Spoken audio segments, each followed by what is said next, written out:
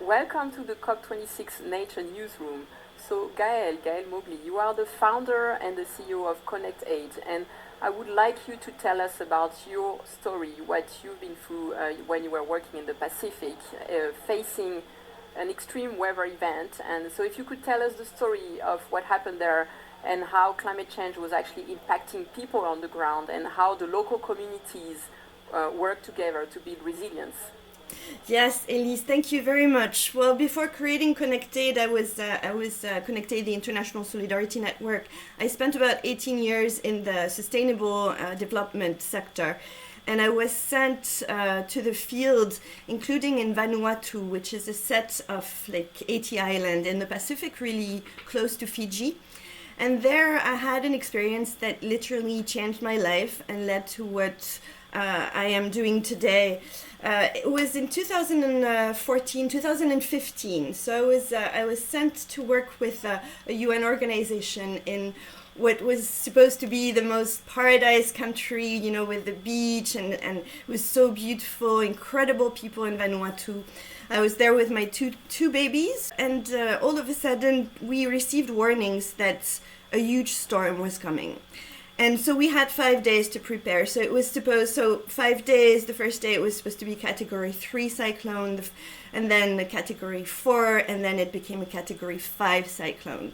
So what happened actually is the biggest storm that ever hit was on top of us. Just to tell you a little bit about this story, for about 8 hours, there was intense battering.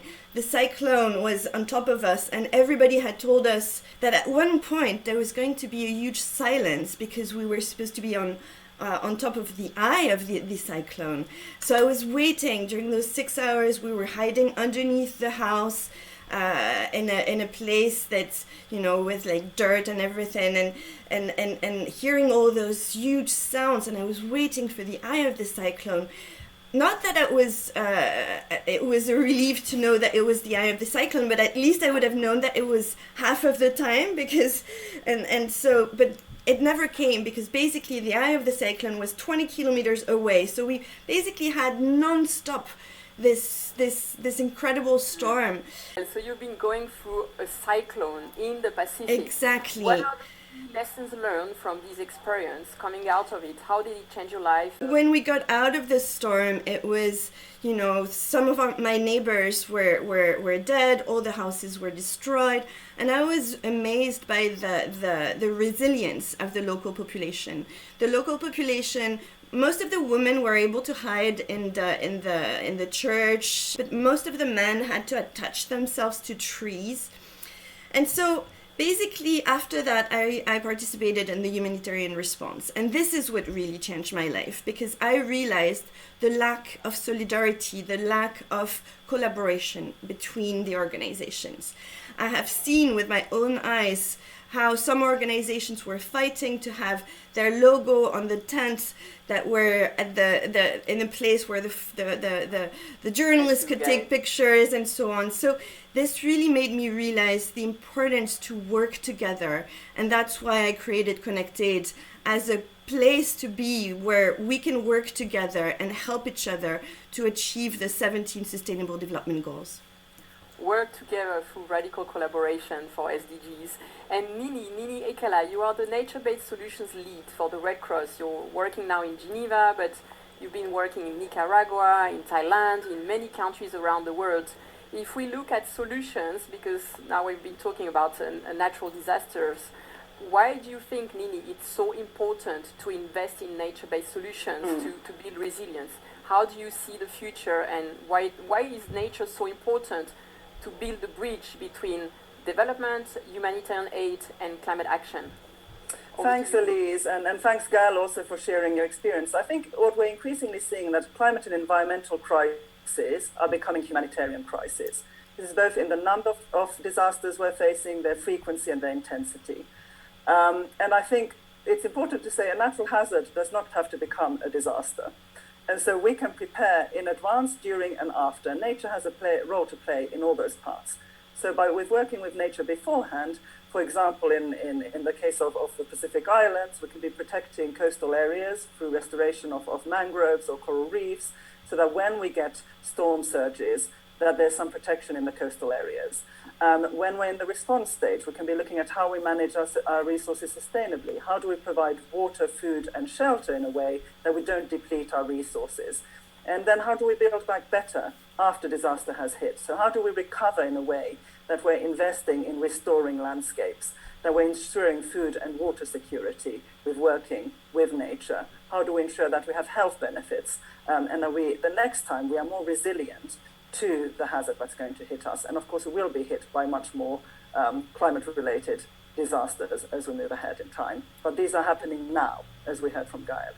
Thank you, Nini. That's a very good point. We're facing a planetary emergency right now, and it's one crisis that we have to face as one team working for this one planet. A question to both of you.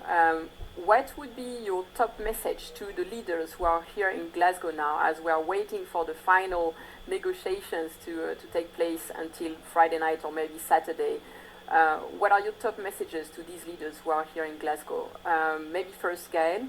Yeah, sure. My top message is really that all the 17 Sustainable Development Goals are interconnected. We cannot take care of our planet we cannot ask people to worry about the environment if they don't have food, if they cannot send their kids to school. So all those goals need to be taken together and responded to together as a collective. As our Vice President, ConnectAID's Vice President Adam Rogers was saying, there is no us and them, there is just us, and we all live in this rock. And this is only together that we can be the change that we want to see in the world.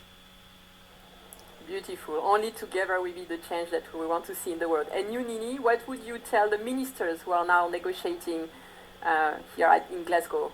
Yeah, I think this is really building on that point that we're in this together. Now we'll be breaking these sectoral silos. So we're looking at environment, at development, at climate, at humanitarian aid. All these issues are integrated. The solutions need to be integrated as well. And nature has a critical part to play along, for example, early warning systems, access to finance, health facilities, dealing with displacement and migration. And so my real call would be that we need the finance, we need adaptation as much as we need mitigation, and we need to be addressing loss and damage as well, because we're seeing these loss and damages now. And indeed, we need to break our silos to move from political commitments on nature and financial commitments we've heard here into action on the ground for the most vulnerable. Thank you. Gaëlle, if you have to say one thing to the people who are watching us, what would you tell them? What can they do? Any message of hope? Well, everyone has a voice, and here I'm quoting Helen Clark, who spoke at ConnectAID's World Summit of SDG Influencers. We all have a voice. Use it for good. And this is really the strong message. Anyone matters, and this is only by having a collective action, including the people, that we can be the change. Nini, anything you want to say to the people who are watching? Yes, in addition to the voice, I think we need a vision, and the vision can happen at all levels. We're going for a global vision at Glasgow, but we need local visions. Communities need to vision how nature can help them protect their lives and livelihoods. And by creating these visions forward, we can make changes and actions on the ground, all of us. Thank you.